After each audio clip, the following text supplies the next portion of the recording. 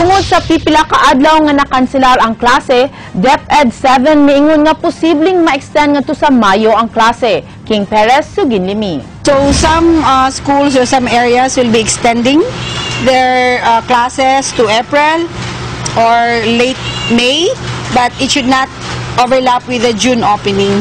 No?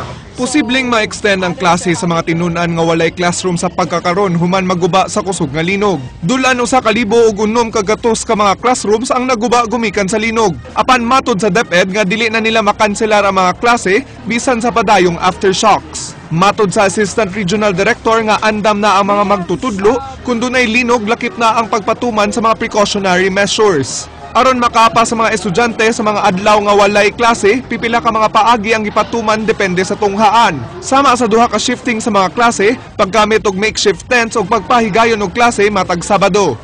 We may not be able to predict things that will happen, but certainly we're preparing for the calamities. That's the most that we can do, prepare for it, di ba? Ang CHEDCON Commission on Higher Education nagdumili sa pagatubang sa kamera. Matod sa mong nahinabi nga Chief Administrative Officer nga igo lang nilang i-monitor ang mga private universities and colleges kung ituman kini sa gimando nga oras sa pagtudlo. Matugutan lang nila sa paggamit ang mga gikatahong nagubang school buildings kung dunay Certificate of Occupancy gikan sa Office of the Building Official. Gipaabot pa sab sa CHED 7 ang kinatibuk ang report sa mga tunghaan sa danyo sa ilang mga edipisyo. King Perez, News 5. Suspect sa pagpatay kang PDEA Information Officer Jesse Tabanao gipasaka ana og kasong murder karong hapon. Ang kapulisan miahwag sa katawhan nga itaho dayon kanila kung asa may mutang ang gikiha nga si Ariel Solivar alias Aye. Jenky Bargio, Suginlimi. Miabot sa Camp Sotero kabahog kaganang buntag si Katrina Tabanao, ang asawa sa PDEA Information Officer nga gipusil patay sa Dan Escario, dulan duha ka buwan na ang nakalabay. Nakigtagbo si Katrina sa hepe sa Cebu City Police Office, din ilang gituki ang kalambuan sa kaso. Sama sa pagpasaka og kasong murder karong hapon, batok sa gunman ni Jesse nga nailhan sa ngan nga si Ariel Solivar alias Aye. We have identified him through our intensive investigation, in-depth talaga. We were very careful, we ensured that we left no stone unturned in pinpointing the responsible person. Natin nakuha ang mga transcript no, sa cellphone. Gibutyag sa City Intelligence Branch nga miyembro sa Acro Fraternity ang suspect og anad na kini sa pagpamusil. Although there are things na dili naman may divulge sa media, so I hope nga ma-respect lang. Total basta everything nga na-lay down na namon ni Ma'am Katrina, tanan-tanan, and mora namin gikuan nga we cannot divulge everything yun, ma'am. Natagbaw hinoon sa kalambuan sa kaso ang asawa ni Jesse, apan alang niya. Murag, the filing of the case kay is a big development ba, pero murag dili siya ka, para nako ha, dili siya ka bayad sa pain ba. Giawhag karon sa kapulisan ng publiko sa pagsumbong sa ilang buhatan kung dunay kasayuran sa nimutangan sa suspect nga si Ariel Solivar alias Aye. Bisan og dunay napasakaan og kaso, di pa makonsiderar nga case closed na ang kaso hangtod nga mailhan ang mastermind niini.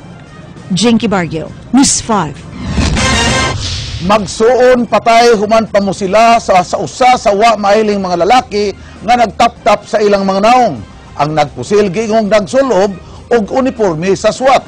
Leslie Caminade Vistil, Suginlimi.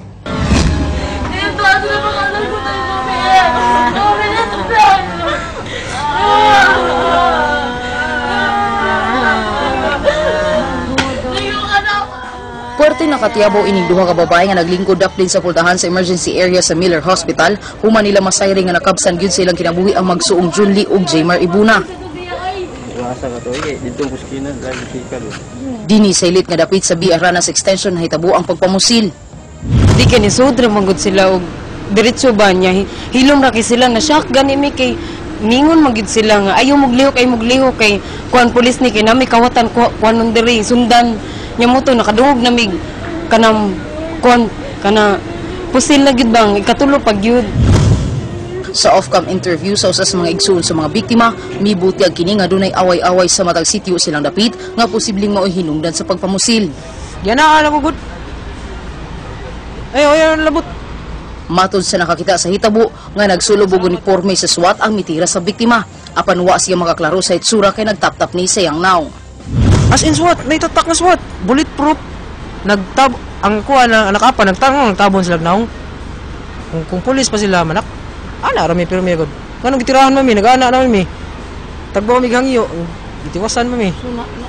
Leslie Caminadivestil, News 5. Team leader sa SWAT Cebu City Police Office, mihimakak nga sila ang namusil sa magsuong Ibuna kagabi. Tungod sa giingon sa nakasaksi sa nitabong pagpamusil kagabi, din 7 ka mga lalaki kinsa nagpailang mga sakop sa pulis nga nagsulob og bonnet ang kalit nga mitira sa magsuong Ibuna. Ang giakusahan nga team sa SWAT nga on duty kagabi hugot nga mihimakak niini ug miingon nga wa sila makaresponde og alarma sa maong dapit. Posibleng dunay migamit sa ilang mga uniforme aron sila ang mapasanginlan sa krimen.